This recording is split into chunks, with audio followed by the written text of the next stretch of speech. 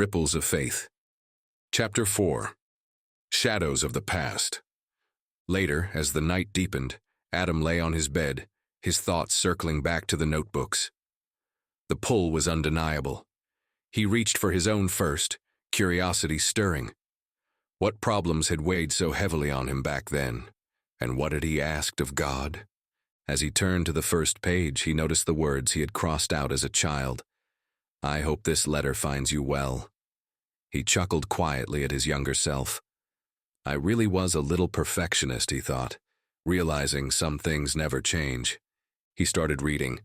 "Mom told me to write to you about my problems, and even though I know you already know everything, I just want to explain how annoying this is. If you could spare me these setbacks, I could focus on other things. I want to become an engineer, and that requires a lot of concentration. Those boys are so annoying, and I can't focus if they keep bullying me. Please keep them away." Adam smiled faintly, warmth cutting through the knot of pain within him. He realized he had wanted to be an engineer since he was a child. Incredible, he reflected. That dream had always been there, quietly shaping his path. Turning to another page, he read, "Dear God, I want to apologize. To be honest, I wasn't sure you would help me, but you did. Thank you. However, why do we have to tell you about our misery before you intervene? I think you should just fix things, punish bad people and protect good ones. It's easy for you, right? Mom says, you see and know everything. You are the strongest, the one who holds the power to change anything." Adam paused, running his fingers over the words. His younger self's naive yet frustrated reasoning made him smile. Even as a child, he had wrestled with the way the world worked, his reasoning both innocent and profound. Then he picked up his mother's notebook.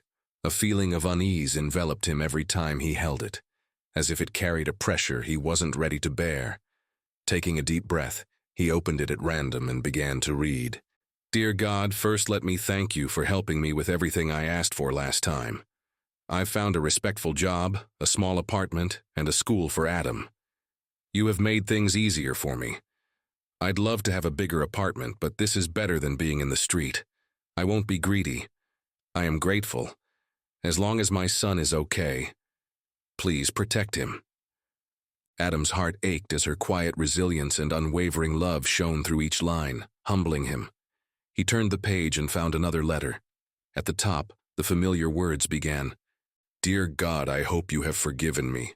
I know I've done bad things in my youth, but I was so young. How could I have known the consequences? You created me and decided I would be neglected. After my father died, my mother remarried a bad man, and I was hurt. I fled. You know why. That's when my real struggles began. I was looking for love in the wrong places, places filled with darkness, surrounded by people who lived for sin. I was innocent and naive, and what happened to me happened. But it wasn't my fault. I didn't choose any of it. My father's death, my mother's indifference, a life with no siblings or relatives. I am the one who should be angry. You create some people rich, happy, and fulfilled, while others are left lost in the shadows of sin. Still, I did my best to be good, but the world around me wasn't." This part sparked a barrage of questions in his mind. What did she mean by this? He wondered. It struck him how little he really knew about his mother, her past, her family, her former life. She never spoke about it, and he had never asked. For him, it had always felt normal that they were just the two of them. That was the life he had opened his eyes to, so he never thought to question it. He didn't understand what it meant to grow up with extended family or a network of relationships. His world revolved around his mother, and she had always been so protective. She rarely let him visit friends, always coming up with an excuse. Over time, he became accustomed to the reality she had built for him. She was a master at keeping him occupied, filling their time with little projects and routines that made their small world feel complete. Now that he reflected profoundly, he began to see why. She hadn't wanted him to witness what others had, a life with parents, relatives, and friends, normal connections that might make him question what they lacked. She had shielded him from comparison, from the pain of realizing what was missing, all to protect him from questions she couldn't answer. Then his thoughts took a different direction. Did she have the right to do this, he wondered, or think about the consequences? He was 26 now, and what did he have to show for it? No close friends, no girlfriend, no meaningful connections outside of work. His life had been a tunnel with a single light at the end. The degree, the job, the success she had drilled into him since he could remember. In high school, every spare moment was consumed by textbooks and assignments, his dreams molded to fit the ones she'd envisioned for him. Study hard, get into college, be an engineer, she would say over and over again, until it became his internal mantra. It wasn't wrong, he knew that. Yet with the degree in hand and the job secured, he was left alone, with nothing beyond that carefully constructed goal. Now that she was gone, he was left to navigate life on his own. It felt cruel, as if she had thrown him into the middle of a vast, uncharted ocean with no compass, no lifeline, no guide for how to find his way to shore. The tools she gave him had gotten him this far, but they couldn't teach him how to live. Hoping to find answers to the questions swirling in his mind, Adam turned to another page. Her handwriting was steady but heavy with exhaustion. Dear God, help me to forget. I can't sleep. My trauma haunts my dreams, robbing me of rest. There's so much I must do. So many responsibilities. No husband, no parents, no friends. It's just me and my son. Please help me. I need strength to work, to survive, to give Adam the life he deserves. I forgive everyone who has hurt me. All I want is to be free of these enduring yet insufferable memories. At the same time, I regret every bad thing I've done, every mistake that caused pain to anyone.